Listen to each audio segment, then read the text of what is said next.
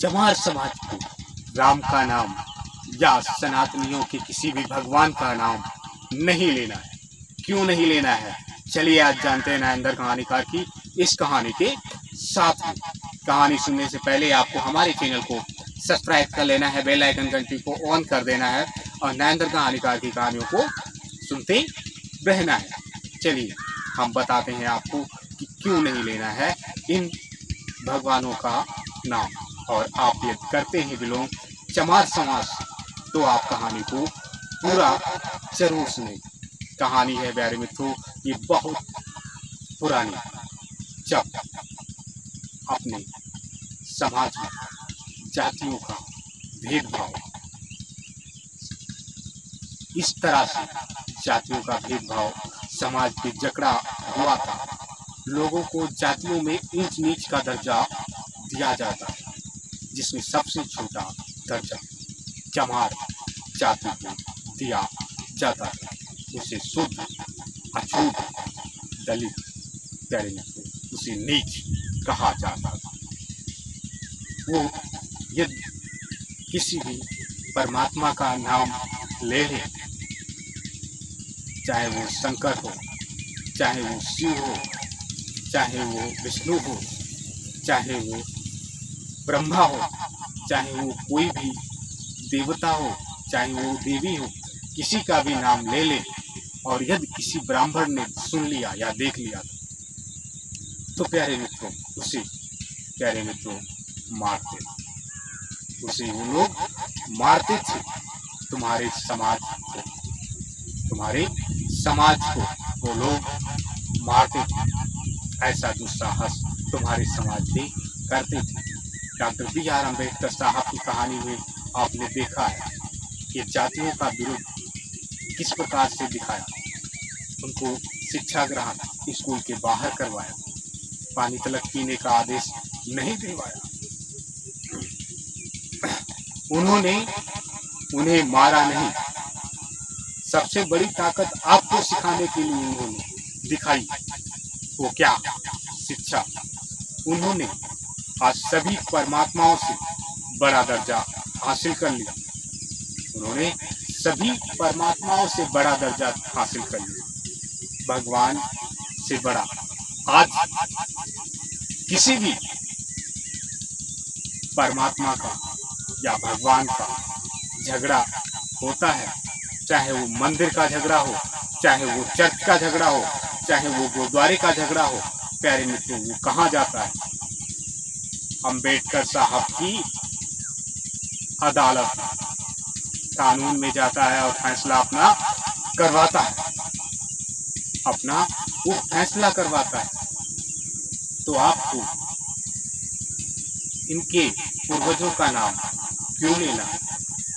आपके पूर्वज हैं, चाहे आप नमो बुद्धाय कहें, चाहे आप जय भीम कहें, चाहे आप जय रविदास, कुछ भी कह सकते हैं। आप अपने समाज के बुजुर्गों का नाम लेना है। जिस प्रकार से अपने अपने समाज का नाम सभी लोग लेते हैं, आपके समाज के बुजुर्गों ने जो काम किया उनके विचारों पे अमल करना है, उनके संघर्षों को अमल करना है, उन्हीं के विचारों पे ही आपको चलना है। शिक्षा सबसे ज्यादा जिंदगी के लिए इम्पोर्टेंट होती है, जो सबसे बड़ा, कोई भी परमात्मा बड़ा नहीं होता। आज किसी का भी फैसला रख लो, वो जाता है कहाँ?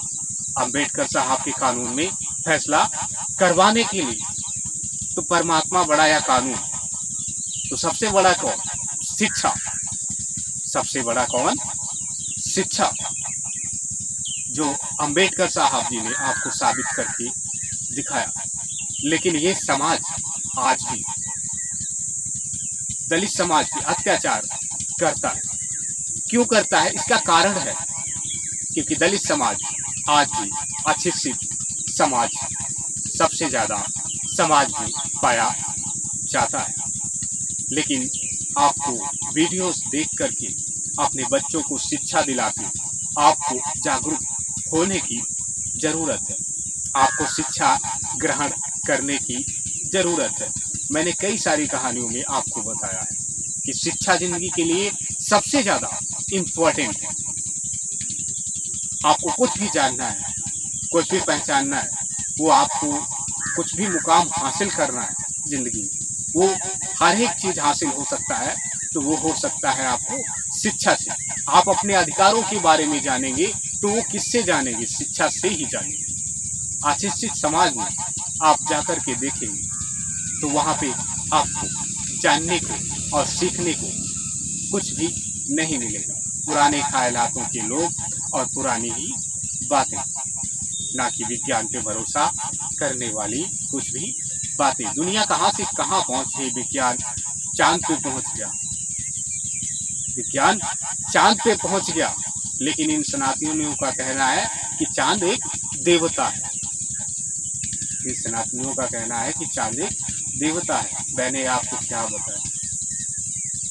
मैंने आपको क्या बताया? आप समाज से यदि बिलोंग करते हैं तो आपको राम का नाम नहीं लेना है, किसी भी सनातनियों का, परमात्माओं का नाम नहीं लेना है, आपको अपने पूर्वजों का नाम लेना है। इस बात को, नरेंद्र कहानीकार की बात को आपको याद रखना है।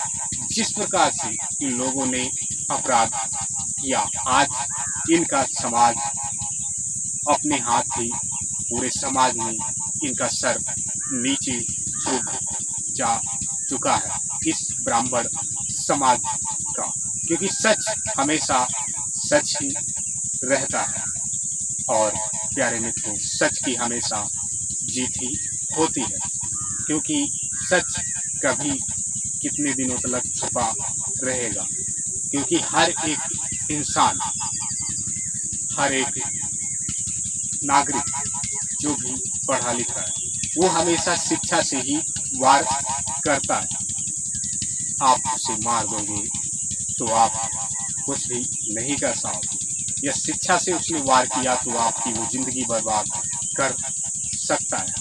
आपसे यही निवेदन करेंगे नरेंद्र कहानीकार कि आप भी जागरूक बनना चाहते हैं, नरेंद्र कहानीकार की कहानियों को ये सुनते रहना चाहते हैं, तो हमारे चैनल को आपको सब्सक्राइब कर लेना है। चैनल पे न्यू आए हैं तो भी आपको सब्सक्राइब कर लेना है और नरेंद्र कहानीकार की कहानियों को सुनते रहना है। चलिए, हम आपको फिर से मिलते हैं अपनी एक नई कहानी के साथ में। तब तक के लिए आप अपना रखेंगे ध्यान, अपने परिवारजनों का रखेंगे ध्यान। नरेंद्र कहानीकार आपको फिर से मिलेंगे अपनी नई कहानी के साथ में। तब तक के लिए प्यारे मित्रों, आपको नरेंद्र कहानीकार का नमस्कार।